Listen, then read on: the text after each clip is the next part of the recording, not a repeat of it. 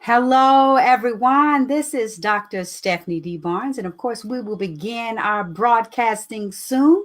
So please take a few moments to share this out because this is going to be a great conversation.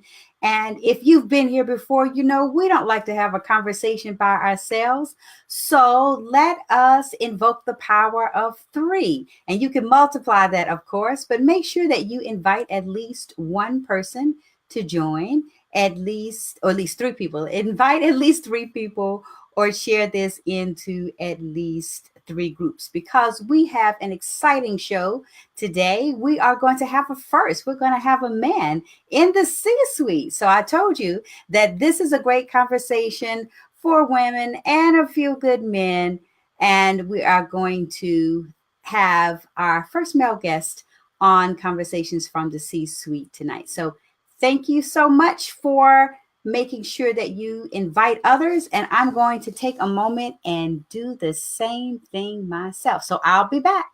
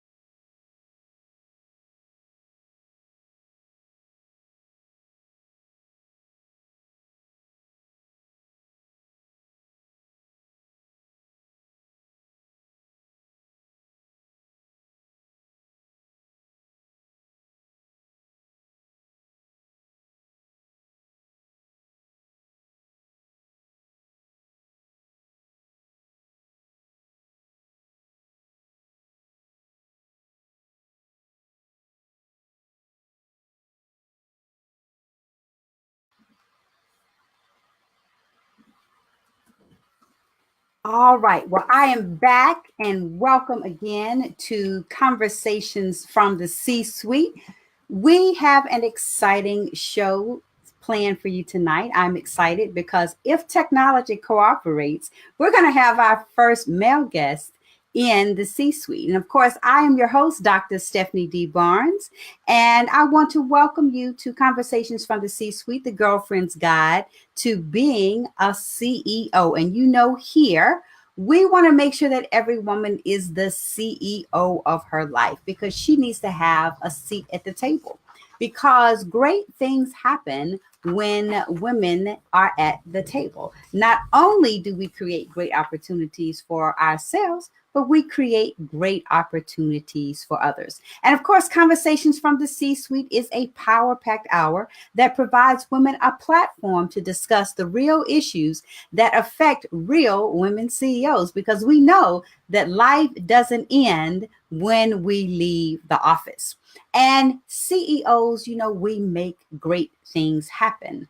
We don't just wait on great things to happen. And that's what being a CEO is about. The E is for execute, because you got to make it work. So, of course, the C suite is where all of the chief officers are in any company. It's where all of the decisions are made. And each of us has a C suite in our own lives. It's where we make the decisions to create the life we desire and deserve. And so we want to make sure that you know where you are on this journey to the C suite. You may be a CEO on the rise. That means, you've just thought about this being a CEO thing and you are ready to begin the journey, but you don't know quite how to get started. Well, you're in the right place. We're going to give you some tips along the way.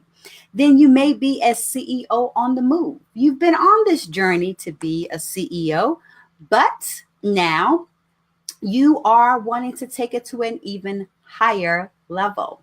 And then you may be the CEO. You know what you want to do. You know what you need to do, but you know that you need to take it even higher, because a CEO never stops evolving. Not a good one. Some of those rinky-dink CEOs may get to a certain level and say, I know everything, I can quit.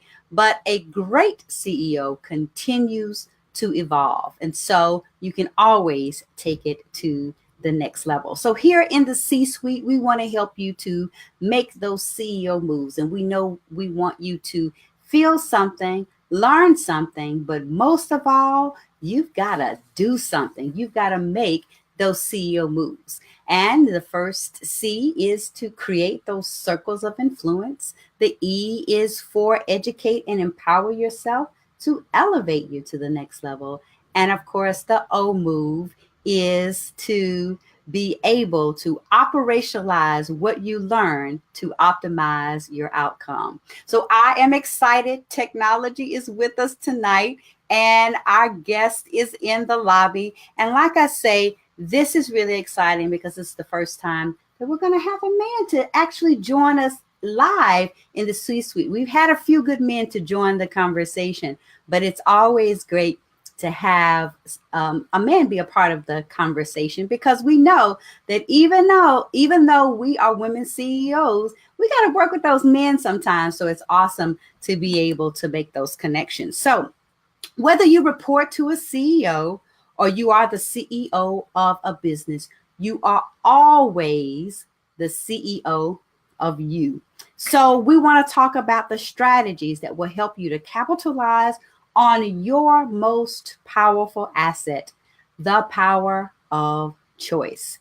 And you, in your C-suite, in your life, you have the ability to create extraordinary outcomes in your business and life. So are you ready? I know I'm ready. I'm very excited to bring our guest from the lobby to the stage.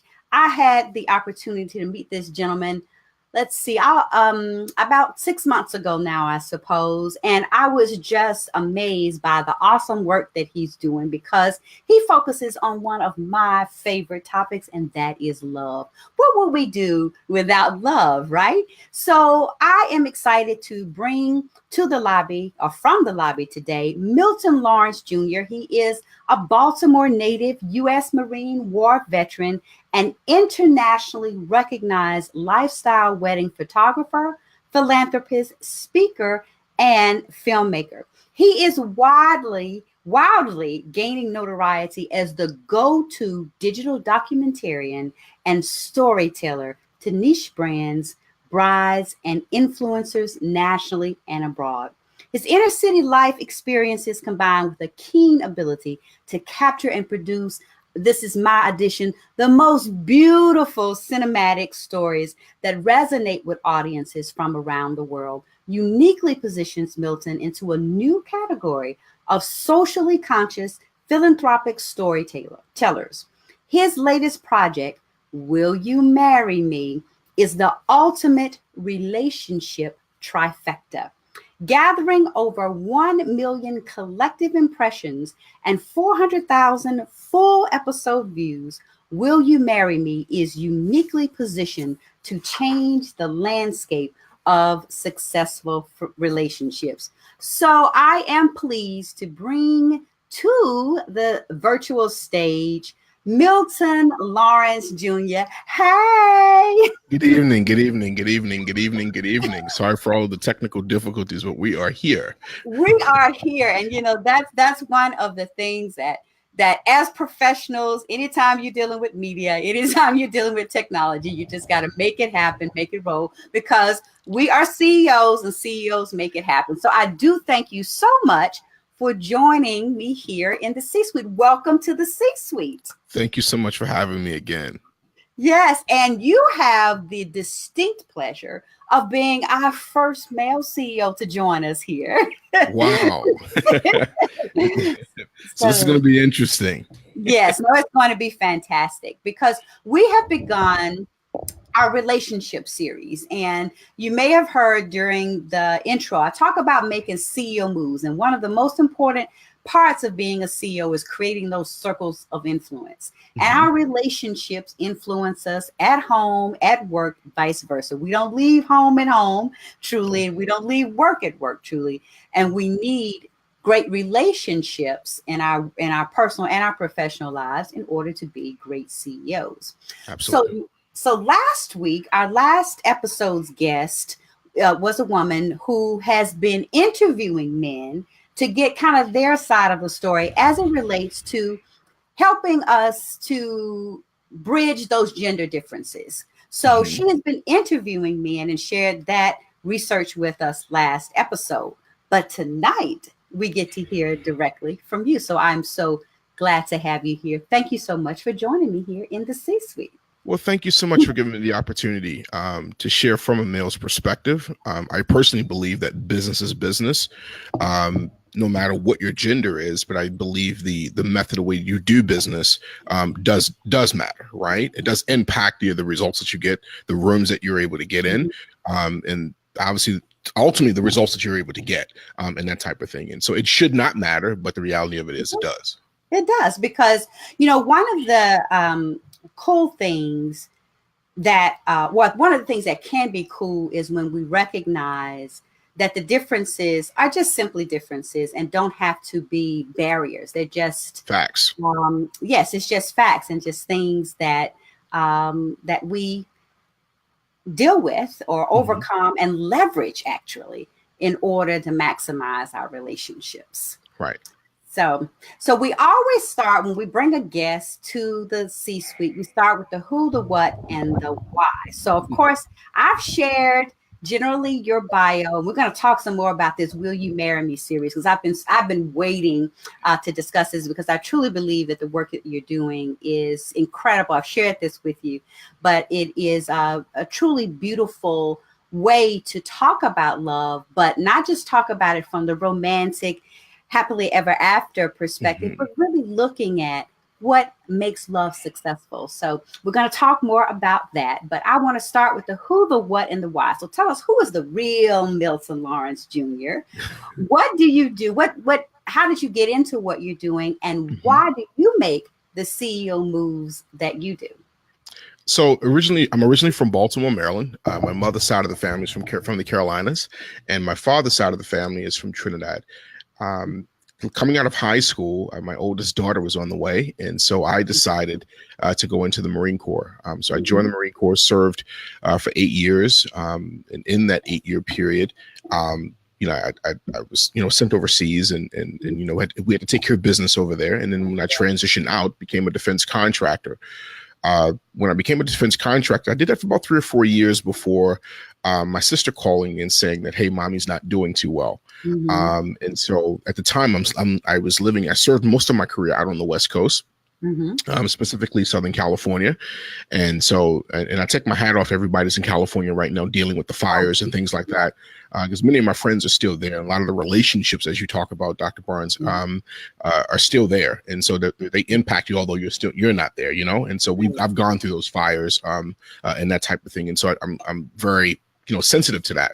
So after my sister called and said my mother wasn't doing too well, I transitioned to pack the family up, and we transitioned back to the East Coast. And when we did that, I didn't do it too smartly. I didn't have a job.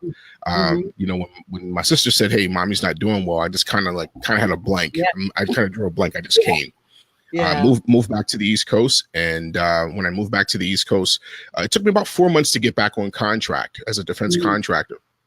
But in parallel, I started shooting in nightclubs just to make ends meet. I drove in Baltimore. They have a thing called sedans. If you're in New York, they have they call them dollar cabs and things like that. I started driving sedans. I started taking pictures. I did whatever I had to do to keep a roof over our heads until I was able to get back on contract. And so did that, and then 6 months in, I was introduced to weddings. And so in the production world, they'll tell you to find your niche, and then even in any business, they say find your niche and or your niche, or depending on how you decide to say it. And so I started shooting in nightclubs, and I was your picture man. Thus the T-shirt that says "Picture Man," right? I was the picture man. And so ironic, and the wicker chairs. That's a Southern thing. That's a, no. I think they just went out of style maybe 20 years ago. But yeah, that was a thing. And so anyway, what came out of that was that before I was shooting parties, I would shoot headshots. I would shoot all types. I did whatever I had to shoot to make ends meet. But there was something about weddings that really kind of resonated with me. And I was the assistant of the assistant. So when Drake, the rapper, says you started from the bottom, now you're here, that's really the truth. And so I'm self-taught. That led to starting to build relationships with hairstylists and makeup artists. And what I found out was the kind of the underground relationship pool was always with the hairstylists and makeup artists, right? And so they needed editorial shots for magazines and things like that. That started building relationships with them, and that led to some of my first international assignments, throughout the Caribbean, and then also corporately, really going east, if you will, going into places like Bahrain, and I'm sorry, not Bahrain, like Australia and places like that.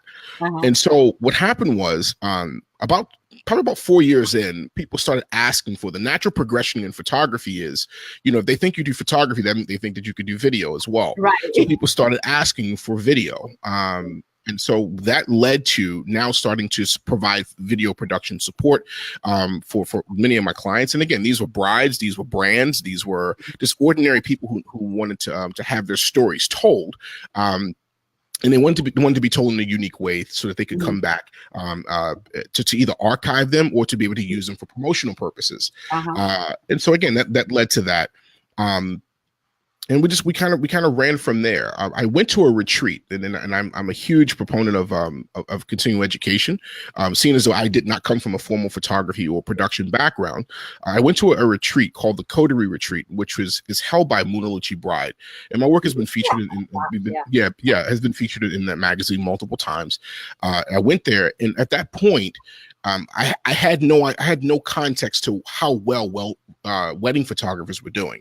And I met a gentleman which is my coach to this day, a mentor to this day. His name is Jide. He's a Nigerian photographer that would do over 40 weddings a year, and 35 of them were literally somewhere around the world. 5 of them would be within the United States. The other 35 would be somewhere around the world. And it was at that point I realized that as hard as I was working, there were still levels. There was still a level to get to, right? And so this was beyond just shooting celebrities. This was beyond just shooting a luxury weddings. This was just creating a lifestyle that was second to none. So that you not only would you be able to take care of yourself, but you're also to take care of others as well, and that type of thing. And so, with that said, I started, probably about 4 years ago. That's when that process started. I started traveling around the world, shooting weddings, assisting, but more importantly, starting to attract brides from around the world. And that's kind of how things have been. And that's essentially where I come from. That's where we are today. And so, will you marry me? As with regards to you asking about that, that came along because at the end of the day, you would see things on TV, And Yeah. for me, I wanted to get out of it. So right now, I'm almost 10 years in now. I'm almost 10 years in. And so my body could not physically take another year of 30 to 40 weddings. Yeah. And so I needed to find a way to be able to scale. And so if you're a solopreneur, or if you are someone who, you provide services or you provide products, but you don't have the ability to scale, you quickly realize that, something has to shift. And that is just the natural progression. We were doing weddings. Sometimes we would have 3 to 4 videographers that are running, or cinematographers running to be able to tell that story. And so we were already doing with many of your reality TV shows and documentarian shows that are doing now. And so we decided, I had an idea. I decided to run with that idea, and we tested it for the first season, and it worked like a wildfire. Yes. Well, I have been very excited about bringing you on, not only to, again, to have a male perspective in the C-suite, but to really bring the light, if you will, to and expose others and talk about this incredible series that you're doing. Because, when I was preparing the promo for this, I thought about, how so many women are waiting to hear those words, will you marry me? Some of us are waiting to hear it for the first time. Some of us are hoping we'll hear it again. But it's like those magic words. And, that's just the beginning of a relationship. It's just the beginning of a marriage. And so true.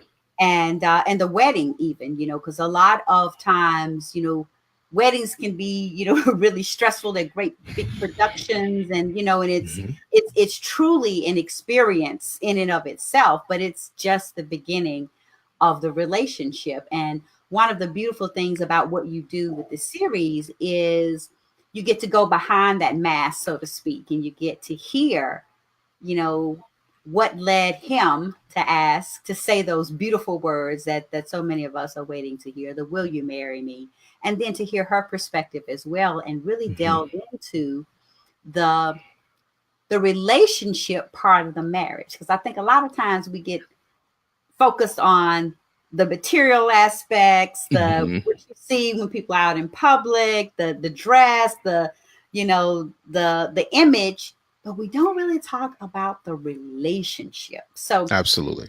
So I know that, in the series, you ask a series of questions, and kind of what led to the moment when, those magical words were spoken, as well as a lot of other questions that tell a lot about the story. How did you decide to, or, just to come up with that, the way that you have introduced this beautiful discussion on relationships? So I'll go back to, I was on my way back. I just finished assignment in Atmore, Alabama, and I'm on my way back. And I'm on my way back to Baltimore. And coming through the airport, I see the promo for Black Love, the Black Love series that's on OWN. And it would, and I was, have you ever had an idea, and when you saw the idea, you wrote the idea down, but you kind of put it on the shelf.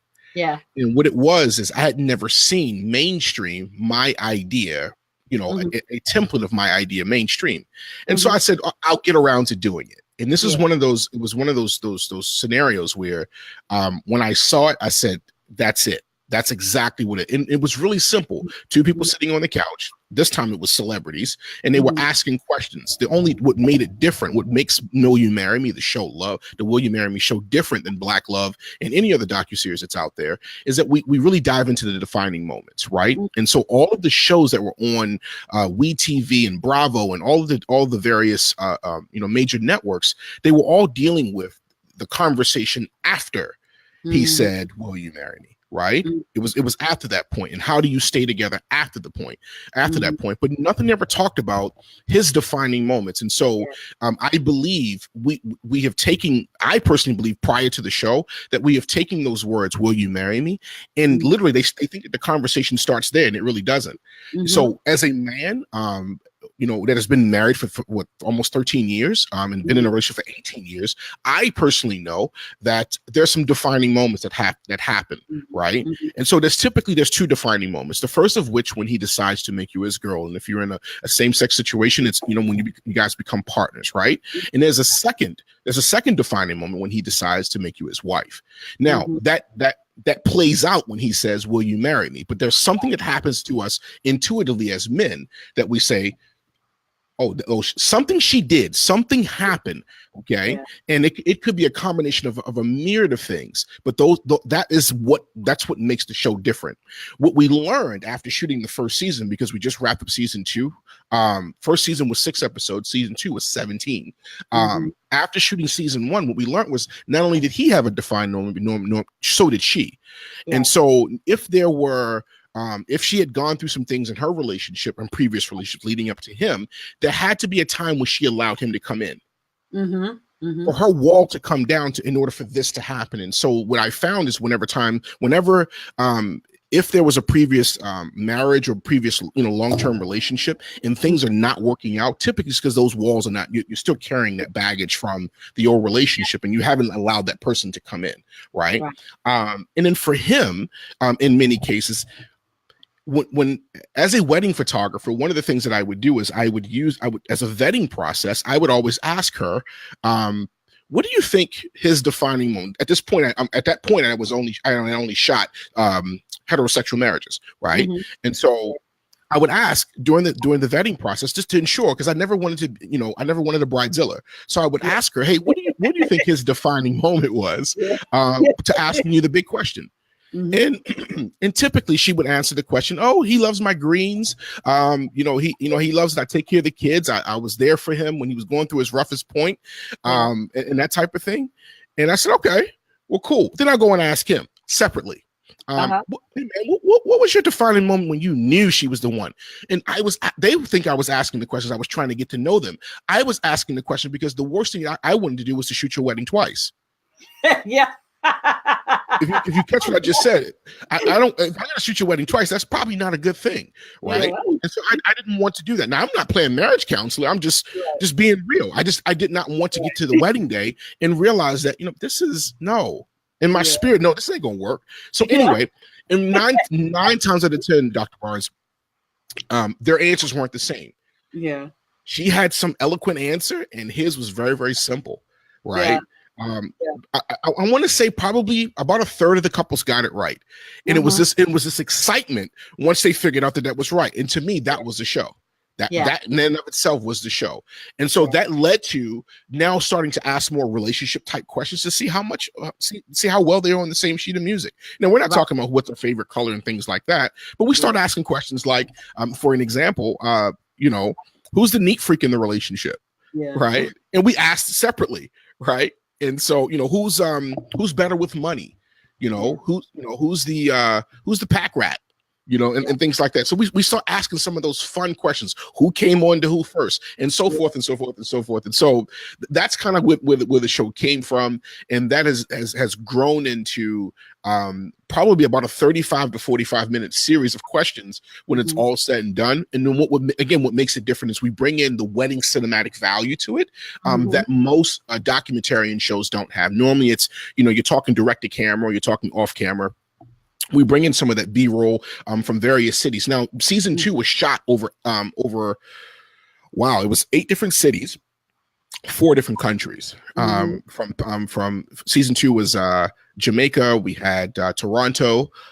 We had the Dominican Republic, and then also here in the United States. And within the United States, like I said, 8 different cities that we ended up shooting the season in.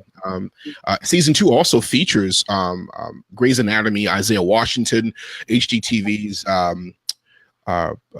Egypt Sherrod and her husband DJ Mike Fidelf, in a series of other influences in ordinary couples. So what I didn't want it to be this star-studded show. I wanted it to be ordinary people showing their ordinary lives. And so the couple that's been married the longest has been married for over 40 years, with the newest couple being married for a few days. Like, seriously. Yes. Yes, because I know I've not seen all of them yet. I do hope to view them all. But the ones that I have seen, the thing that struck me the most were, that these were ordinary people, so to speak. You could see your experiences and theirs, and to see the true authenticity of what they felt for each other. And it was really cool to see the differences when they would get it right. Because some of them would get it right, and some of them, they wouldn't be just like crazy off, but, would be like, oh, I would have thought it was this. That was your moment or whatever. But it was really cool to just see their perspectives and their interactions. Well, we wanted to get the truth, Dr. Barnes, right? We really wanted to get the truth. And what I mean by that is what we found is, and what I know for a fact, even if you watch the Black Love series, no shade to them, look at the Tina Knowles situation. Tina Knowles and her husband, her new husband. When you put two people together, in many cases, and it's not to be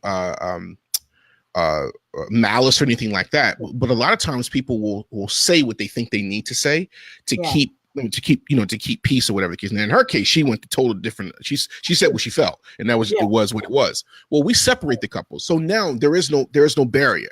It's just it's you and I, and so we have that conversation, and then when you bring it back together, it becomes this really fun reveal across the board of all of the answers, because neither one of you know what each other said until the show comes out. Right. That's right. It. It's interesting that you bring up that Tina Knowles situation, because I think it really shows how important it is to be real. Because I watched the clip, and essentially my perspective on that was, they asked a question about it, and she made the comment he wasn't perfect. And then the look on his face was like, kind of like, what do you mean I'm not perfect? And a lot of people took issue, with the authenticity of her response. As you have gone through, the series, and now you've viewed over 20 something couples, so you just 23 couples, I guess. How has the authenticity of the remarks caused an issue? And just kind of, when they finally did get a chance to see the other's response, what has been their response to, like, oh, okay, I would have thought, where there were like major differences in what one thought of the other? I love that you asked that question. And so I believe that Will You Marry Me is modern day therapy.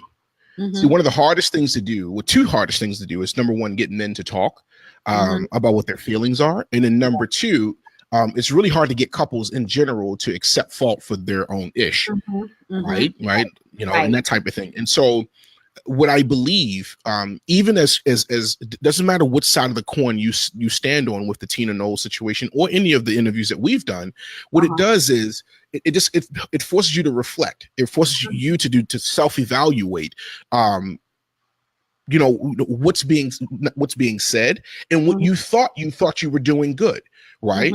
And so, oh no, we don't have any issues. All's Pollyanna sunshine. Bet me, right? Why? Because when we ask the question as an example, this seems like a perfect union. Oh, it's everything but that. As a matter of fact, it's 90% good, but there's some room for there's and this is what I thought. I felt like she was saying, no, there's some room for us to all improve, right?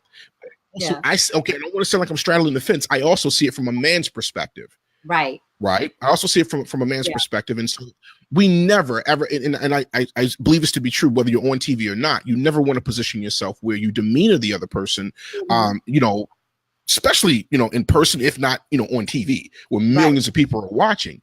And so I felt like, again, it could be taken both ways.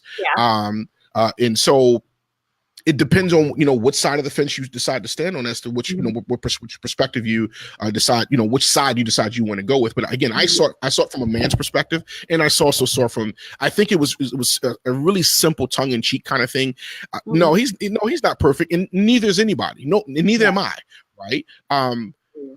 But I really feel like, could have been said a different way. Yes. I think that it could have been a better choice of words, and that type of thing. But yes, with regards to other couples, when they see themselves or they see other couples, the thing that I've heard repeatedly over and over and over again, especially from the men, is that they're learning from other men how to resolve certain things that they would not, they weren't implementing in their relationships prior.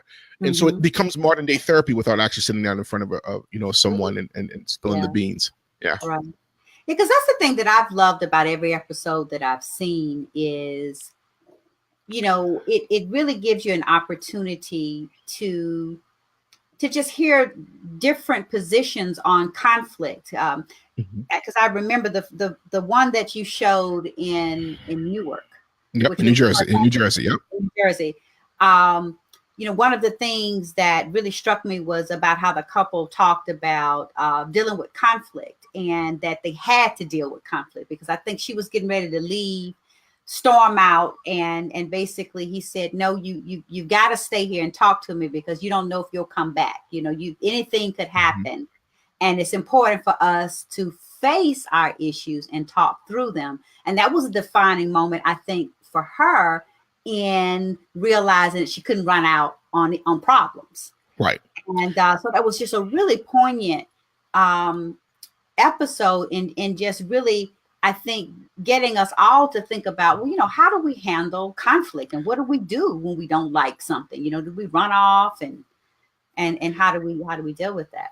What's funny is that was actually a reoccurring theme throughout the season, Mhm. and they've either touched it or hinted towards it in some way, shape, or form. And what I found is, whenever you find that someone their first instinct is to run, Mhm. right, and so whenever there's conflict or beef or a I guess a difference of opinion, or we have to agree to disagree. In many cases, what I think what ends up happening is, if doesn't matter what gender, male or female, if there if we don't deal with the things that have happened in the past, it's going to show up. Yeah. So if in your previous relationships, if you had a strong personality and things didn't go the way you want, and then you could threaten to leave, Mhm. that's really one or two things happening. And again, I'm no relationship counselor, but I've been there, right? Right? We Yeah. see it, right? If you threaten to leave, one or two things: either you really mean you're leaving, or two, you're trying to get your attention. And what we found both on camera, so that interview was probably 30 minutes long, Mhm. that we showed. The actual interview was probably close to about 45 minutes long. Mhm. So there were things that did not make it into the final cut. Right. And one of the things she talked about was she being the youngest of multiple kids.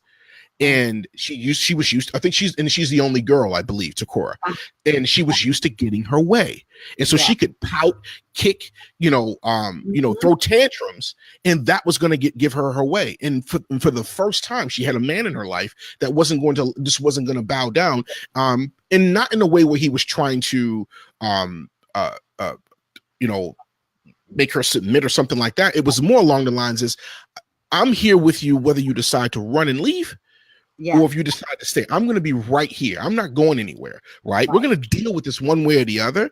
Right. And I feel like if you do leave, you're not going to not come back because I'm not a good person. You're not going to come back because you're going to have to fight your ego. Yeah. And I Yeah. think that was real. Yeah. Yeah, because it's funny, not funny. It's interesting that you bring up, ego, and how big a role that plays in relationships, and Mhm. and kind of, we're kind of using a lot of different scenarios. We've talked about, the Tina Knowles situation, and just kind of the ego issues that Mhm. can bring, both from a woman's perspective and a man's perspective, and then with a lot of the couples that you've seen, kind of how they've dealt with that. Mhm. It's really interesting how our egos can influence who and how we show up in Mhm. certain situations. Mhm. And I'm curious to know, kind of in the spectrum of couples that you've had a chance to see, both on even before you started the Will You Marry Me series, but Mhm. just, seeing how that ego was basically a third party in the relationship. Yeah. So I feel like Eckhart Tolle has the book The Power of Now. Mm-hmm. And when couples say they've grown apart, I believe this is probably one of the best examples. And I believe that if you if you don't put the ego in its perspective, and so Mm-hmm. for some people, if you're from the medical community, um, um, they call it the cerebral cortex, which is the part of the brain. And I wanted to dig into this thing, Dr. Barnes. I really Yeah. wanted to find out, Yeah.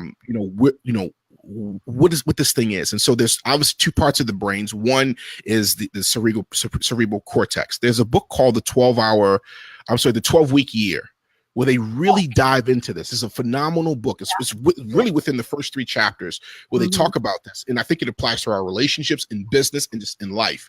And so the cerebral cortex, if I'm saying this properly, is the part of the brain that actually protects us. It's fight or flight. That's what the part of the brain is. And so depending on what you've ever dealt with, that's where those memories reside. Right.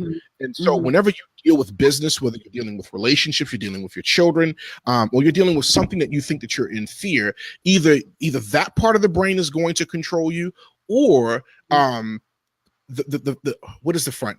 The front of the brain. I apologize. It's at the top of my. It'll come to me. Yeah. If I say it enough times, it'll come to me. So there's a different part of the brain, and so some people call that ego. Is the cerebrum up front? The cerebrum it's the thinking part, I think. But anyway, we'll look it up. We know right. So the cerebral cortex, and so the long, that frontal lobe of the brain is the part of the brain that we can train to help combat or to provide equal balance of that fight or flight. Right. Yeah. So some people call the ego, which is really a medical term that has, a lot of medical data to back it up, or medical research to back it up.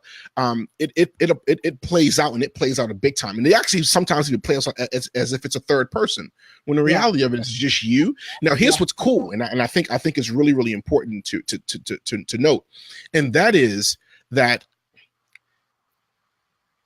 with regards to both business and also relationships, because they're really one and the same. If you nurture that part of the brain, if you nurture that and you keep playing that over and over and over again, it wins. It wins, right? Yeah. And so if you had some post-traumatic stuff that happened in the past and you don't deal with it, then what ends up happening, and it doesn't matter how many times you go to a counselor, sometimes that counselor can't bring it out, or that psychiatrist can't bring it out. Right. And what we're finding is, and this is no shameless plug to the show, what's happening is but as soon as you hear it, it's like it immediately wakes up. Oh, that's why I keep making that same mistake over and over and over and over and over and over and over and over and over again. Yeah. Because that's one of the things that I got excited about in listening to it, because I have been divorced now for 2 years. And one of the things that I have really committed to doing, because I do believe in love still, and I am committed that the next marriage won't be like the first. And so I've really been looking to learn from that experience, but also just learning from others. And one of the things that I got really excited about in listening or watching, the episodes of Will You Marry Me, is you get to see a lot of scenarios and learn from it, and think about, wow, those are some things that perhaps I used to do, or wow, this is something I need to learn to do. So it's instructive in a way that's not didactic. It's not like, here's what you need to do. But you get to learn from someone else's story, and you do it in such a beautiful way. I love them. Every time I hear the music is just so beautiful in the background. You just do such a great job. But thank you. But just the way that you've woven these stories together, and just the authenticity that you've captured, is really something that we can all learn from, and learn about ourselves and about others. Something I do want to make mention to, and I spoke about this in New Jersey, and I spoke about this to all of the screenings that we've done around the country. One of the things that I think is extremely important, that's near and dear to my heart as a father of 3 girls, and that is that, I believe there's this huge, women empowerment movement. And one of the pieces of conversations that I don't hear, that I think that needs to be brought to the forefront, and that is, this thing of self-confidence, self-worth, and how you label yourself. If you find love, or if you find a companion, or you find a mate, or if you don't. So I'll give an example, and I would love to hear your feedback on this, Dr. Barnes. And that is that as a man, if I go from 0 to 80 years old, and I die on my 81st birthday, and I never get married, you don't think twice about it. Okay, did he have any children? Oh, okay, did he leave a legacy? Okay, and it's left that way. If you take a woman for an example, and she goes from 0 to 80, she's never gotten married, or maybe she had a kid, she's never gotten married. All of a sudden, there's something wrong with her. Yeah. Right? And for me, I take personal issue with that, because the reality of it is that has nothing to do with your self-worth, who you are, or what validates you as an amazing person, whether you get married or not. But I believe the fairy tale has been pushed to women so much that they've aligned their self-worth with, if you don't get married. And this kind of probably contradicts the fact that I'm putting out a show called Will You Marry Me? But what makes I think the brand different than anything across the board is that we deal with the full life cycle, from the time that you're single all the way through to the time that you're married, widowed, and or divorced. And that's what we talk about on our podcast and things like that.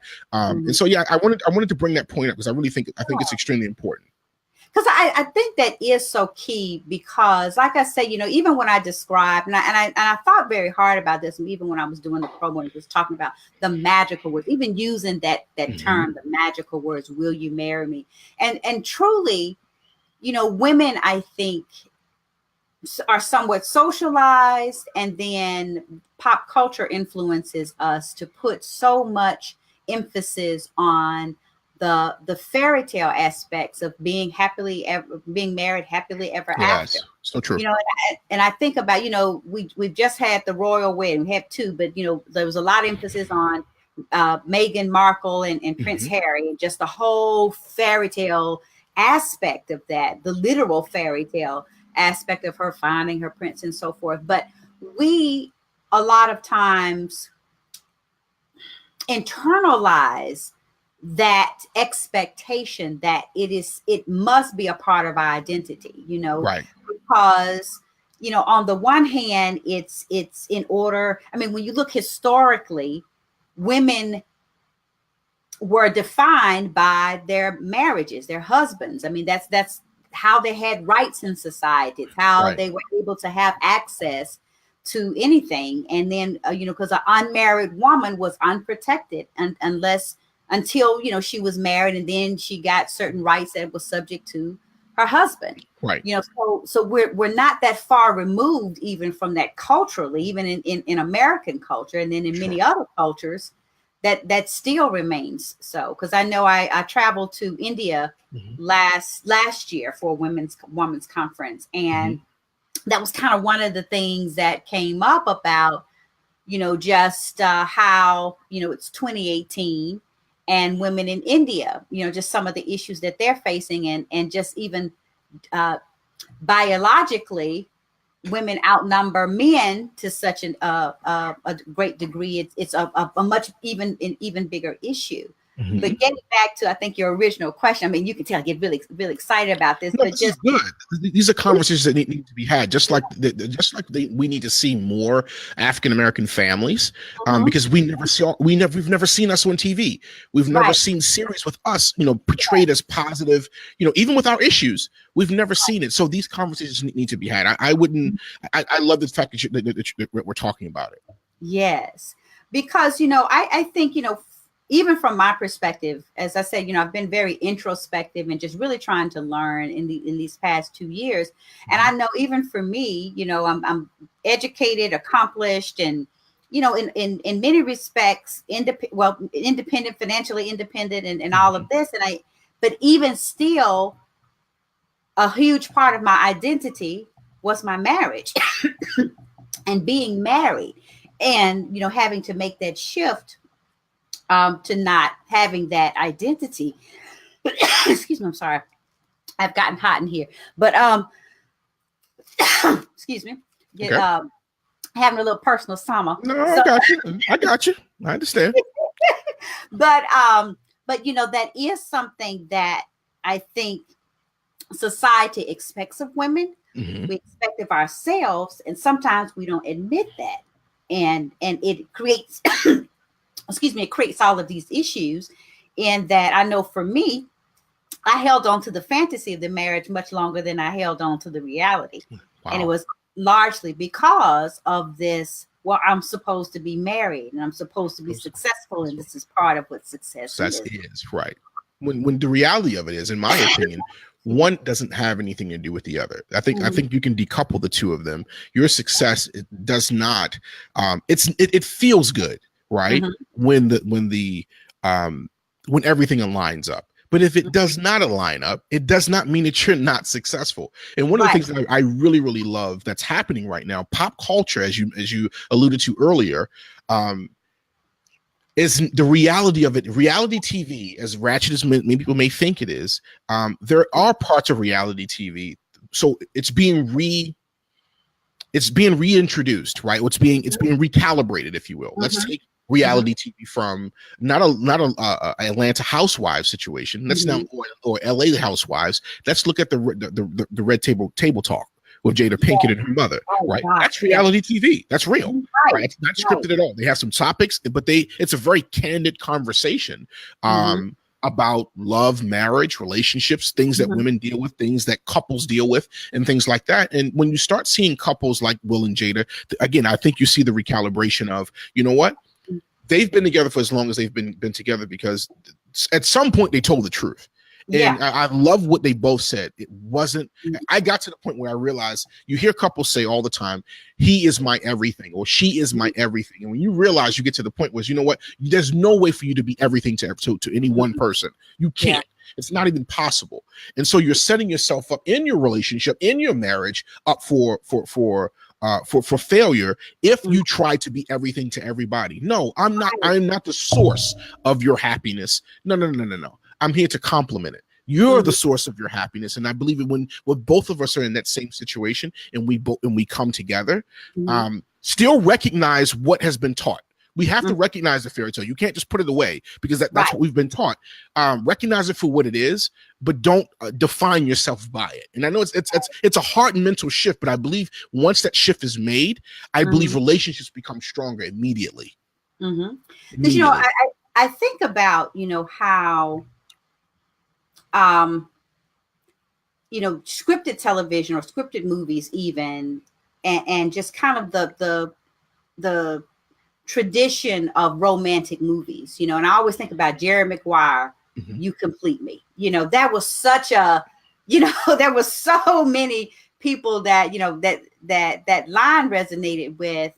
And, and it's a fallacy. It kind of sets us up for failure if in some respects, in that no one really can complete you as much as they can compliment you. And you've got to, you've got to have that balance between the romance and the reality. And I think for a lot of couples, the reality is something that they just can't deal with because they never deal with it. And by the time the reality is like, look, hello, right. Hello. It's gonna come. It's gonna, in Baltimore. When we speak our kind of our street language, right? It's gonna come holler at you at some point. Yes, it is. It's gonna come holler at you. Now, when you decide you want to deal with it, it's gonna come holler at you, right? And so I think that what's funny is, Dr. Barnes, I've interviewed. My initial show was not called "Will You Marry Me?" The initial show was actually called "The Fairy Tale Divorce," and so I felt like that show was not. Coming up with my first show, I didn't want that to be, I thought it was a very strong show. And really what it was is both men and women who have gone through divorce or widowed or whatever the case may be. And I interviewed them and I asked, if I asked literally over 100 women this question. And the reality of it is you come to this reality kind of where you are right now, where you're not beating up what has happened in the past. It really is reflection. And it's like at some point in time, you break out of this spell. And then reality kicks in. He's like, oh, wait a minute. No, he's human. Yeah, he's human. I'm human. And some mistakes are going to happen. Right. And so when you look at stories like Kevin Hart and his wife and Jay-Z and Beyonce, and you start realizing that, wait a minute, hold on. We're not going to live our lives based off of society. We're going to create the rules. This is here. We say all this. We've been on here for about 45 minutes to an hour. Here's the good news. You get to create whatever rules you want to create. And from here on out, you can be your best self and live your happy life any way you choose to decide it to be. That's the part. Once you recognize that the conditioning or that the spell has been out there, you can create the lifestyle that you want. And again, you can live a fairy tale life after that, but it's based off of the rules that you create. That's just my opinion. Yeah. Right. Because I think, it is so important because it is important to learn from other people's relationships because you truly can, You can.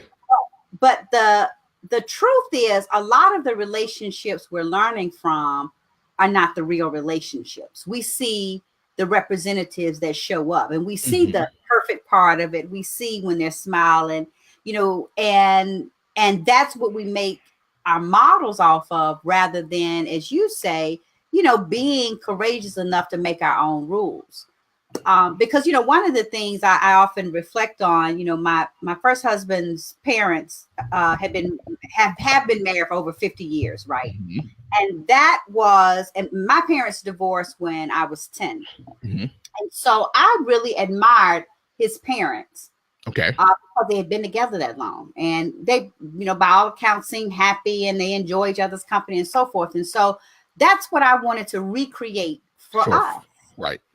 But the big mistake I made was trying to make us fit into their molds, Mm-hmm. rather than learning. And I think both of us made this mistake in different respects. Both for different reasons. In his mind, that was how a marriage should be. Mm-hmm. And in my mind, I was learning, or thinking that that's what it ought to be. But we tried to put ourselves in this mold. And I think a lot of times, a lot of relationships fail or don't survive the normal ups and downs, simply because they don't give themselves permission to be themselves and to make it work for them. I think one of the biggest aha moments for me, my kind of defining moment in aha moment for me, as I was interviewing some of these women, some of these men,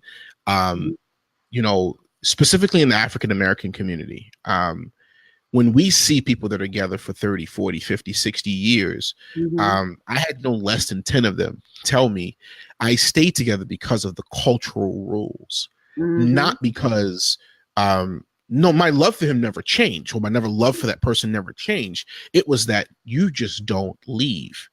And now, and there's an ugly side of this too, that, that needs to be discussed at some point. As a matter of fact, there's a movie called Get Out. There will be another movie called Get Out as well, and I'm creating it, where it's about domestic violence, right? Yeah. And so, can you imagine now someone who's been married for 50 years, but that person was that person's abuser, but a part of the culture was you don't leave, right? And so but here it is on the outside looking in, we celebrate them. Yes, they've been together for 50, 60 years or 40 years or however long it is. But can you imagine now having to take care of the person that used to abuse you? Right. Yeah, you think of die of a mad woman. That is very real. It is a very real scenario, specifically with our elders, right? With now my parents' age, or even my parents' age right now, because I'm 39, and so a lot of some of these women are in their late early 70s. He was the breadwinner, so she's now having to go out and reinvent herself and refine herself all over again. But at the same time, deal with I'm in a marriage, but I'm having to, kind of reinvent myself. That's the way I came from. That's what I came with the idea of that. You know what I mean? You cannot allow other people's rules to affect your relationship. And if you never get married, you're just as worthy. And that's my message. That's my message around the world. Right. And I think the corollary to that is, you don't have to be married to define yourself. No, not at all. Sometimes we choose, we think that, I'm not successful until I'm married. And so, we end up making these choices to get the marriage, and we kind of don't really work on the relationship. That's it. That's it. That's it. Right. That's it. Right. That's it. Well, yes. Well, this has been an awesome conversation. I could keep on going, but we have gotten towards the end here. And, because this is, just such a vibrant topic, because you get to delve into so many things. There's one thing I really didn't get to touch upon, but just want to mention as we're kind of transitioning out, is how important it is for this. And you touched on this a little while ago, of, just a representation of seeing couples, especially in the African American community. You're getting to see them at different stages, different experiences. And it's so important to see those positive images, because one bone I've had, with a lot of the Housewives series, reality shows, is is how they portray so-called business women and how women interact. And that's not how we interact. We do not do that. I have never cussed a girlfriend out in a restaurant. Now I might have said a couple of choice words to her on the phone, but that's just not how we act, you know. Absolutely. But it is so influential for young girls in defining their own power and defining their own, what I call, leadership identity. And what you're doing is so powerful in that it helps women and men to see how healthy, functioning relationships work, how people talk about each other, talk to each other, how they interact. And I think that's such an important part of helping us to have healthy relationships. Absolutely. I agree with that. And, you know, I'll go back to something we said earlier. And that is that it's not all hunky dory. It's not all, you know, perfect and, you know, Pollyanna sunshine. There's ups and downs, and we dig into that. Right. And so although I want to say 70% of the interview is about how they got to those defining moments, we do cross those, you know, we touch on those things that what happens when you don't agree. When you don't agree with one another, how do you deal with that? And here's the thing: these couples are not in the room together, so they have to be honest. And you know, we see a positive image on TV, as you mentioned, or in the series. But then again, it's not. Again, it I call it a relationship roller coaster. That's what I like. That's essentially what we do. We take you on this roller coaster, and when you get off of the roller coaster, you know what I mean. You realize that, you know what I mean, we're more alike than we are different. Right. And two, we need to see more of this over and over and over again. And I believe you can, as we were talking about the different parts of the brain, what happens is what happens when you oversaturate the visual in what you're hearing. I believe that couples will start having, you know, not start. They're already starting to have, like, they're starting to have some of the tough conversations, and now you can laugh at yourself. And it's in a comedic way because I did that. Yeah, I was stupid enough. I did that. That was stupid. Yeah. So it's a good thing, I believe. Yeah, it is. So why don't you tell us, you know, how can we watch the Will You Marry series? Because I do believe this is something that everybody ought to watch. But how can we be a part of this experience and actually get a chance to see the series? So right now we've wrapped up season 2. You can go to willyoumarrymedoc.com, willyoumarrymedoc.com. You can go directly to the website, and there's a store. You can actually purchase season 2. And here's what's cool. Season 2 comes with 12 episodes, 12 original episodes. We have an additional 5 bonus episodes. And until Thanksgiving, you're also able to get season 1 with the same price. And so all those, so essentially you end up getting something like 22 or 23 episodes for $24.97. And so if you go to willyoumarrymedoc.com, you can actually see the you can go right there, add it to your shopping cart, and once you press, you know, you process your payment, you have access to all the episodes. And I say have at it. I would love to hear your feedback. Also, feel free to send me a note if you want to inbox me. Please do me a favor and let me know that that you saw this interview on Dr. Barnes' show, show, and that way I'll accept it, and we can create a dialogue and go from there.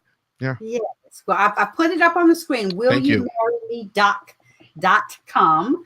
And I'm telling you, y'all, this is something that you truly need to invest in, because it's a beautiful exposition. It's a beautiful expression and a beautiful experience to really get to see these couples and their authenticity and getting to learn from them. And just, you know, who doesn't love a great love story? Right. So I do encourage you to go to willyoumarrymedoc.com and make sure that you get this awesome series. I do want to make one other thing before we go off, and that is that we've done 6 screenings around the country, and we're going to actually be switching up the screenings and actually turning them into date nights. We're partnering with a few mega churches around the country, and when we bring them back, rather than just watching one of the episodes and doing Q&A, we're going to actually make it a more interactive experience. So I would highly encourage you to, also leave your name and your email address when you go over there. There's a pop-up that will allow you to do that, and that way when we do the screenings, we can notify you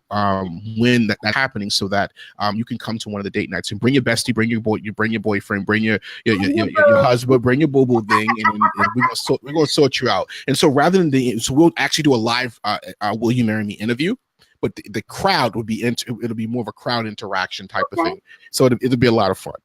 That should be awesome, because I did have a chance to attend your Atlanta screening, and it was really cool because there were a couple of the couples that were there, and one that actually had a chance to enter into some dialogue with the audience, and it was truly great to see not only them on screen, but to see them in person, and just to be a part of that. So I do encourage y'all, please go to willyoumarryme.com. Make sure you subscribe to the series or purchase the series, and then make sure that you put your information there so you can attend one of the screenings. It truly is a really cool and neat experience. And I think, that's more of the date nights we need to have. So if you got a boo, bring your boo. But if you're looking for a boo, show up. You might find somebody. And it's just a great thing, because I truly believe if you want to attract love, you got to show up where love is. So Facts. That's so true. So I just thank you so much. I'm so glad that we had the opportunity to meet in New Jersey. I don't think anything happens by chance, and I'm so grateful that we had a chance to meet and that I had an opportunity to learn about this series. And I so thank you for joining me here in the C-suite tonight, being our inaugural male CEO. Yes, but it truly is great to have a man's perspective, and we do hope to have more guys, because even though I focus on women, we've got to learn how to have positive relationships with the men in our lives, and you can't do that unless you talk to them. You got to talk, right? Well, I look forward to coming back. Obviously, we have some other pieces to the trifecta. You have the Will You Marry Me docuseries. What most people don't know is in the spring we'll be releasing the first Will You Marry Me digital magazine, and so Dr. Barnes will be she has a piece in that inside that magazine, so we're very excited about that. And I'm very excited about obviously being here and being a part of this movement, and I love what you're doing.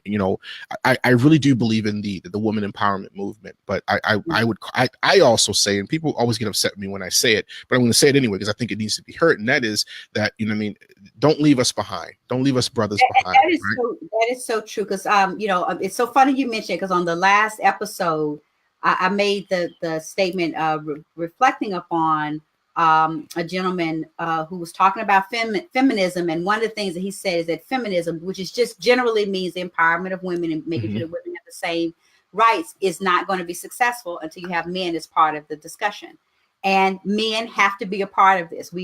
Even though we want to empower women, it is not for the purpose of overpowering men. It is for being better partners, better colleagues, and for us to coexist in a more positive way. So, I agree.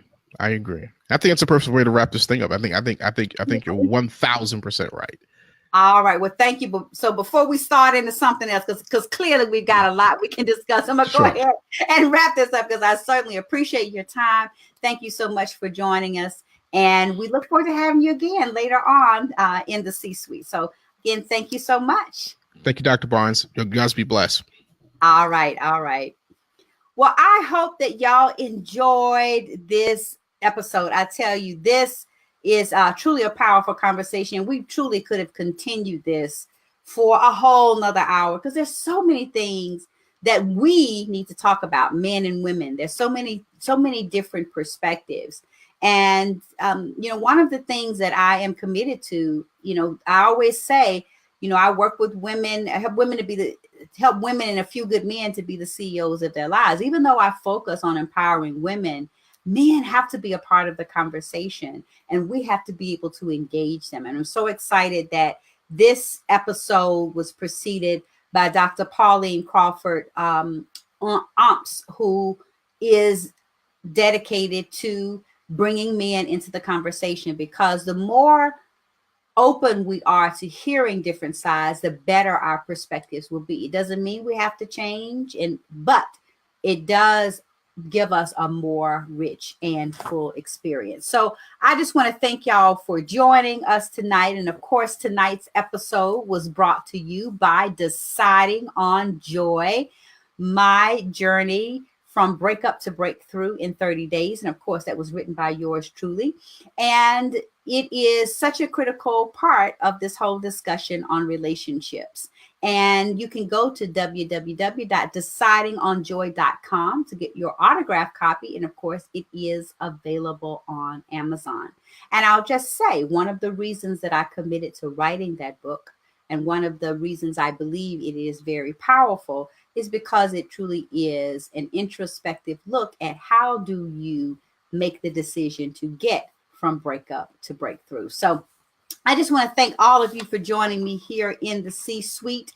And of course, we just want to make sure that we are continuing to make those CEO moves. So I hope you learned something. I hope you felt something, but most of all, I hope you do something.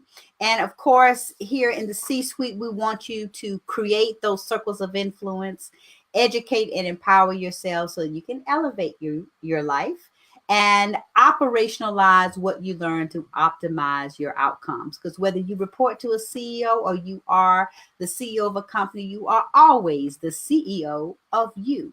So make sure that you remember that the power is not in the conversation, but in the CEO moves that you make. So don't just talk about it, be about it. But don't wait. Weight broke the scale. Remember, your life is the product of your choices. Choose to be the CEO of you. Until next time, I am Dr. Stephanie D. Barnes, and it has been my pleasure to host another episode of Conversations from the C-Suite, where it's the girlfriend's guide to being a CEO. So thank you so much, and I will see you next time.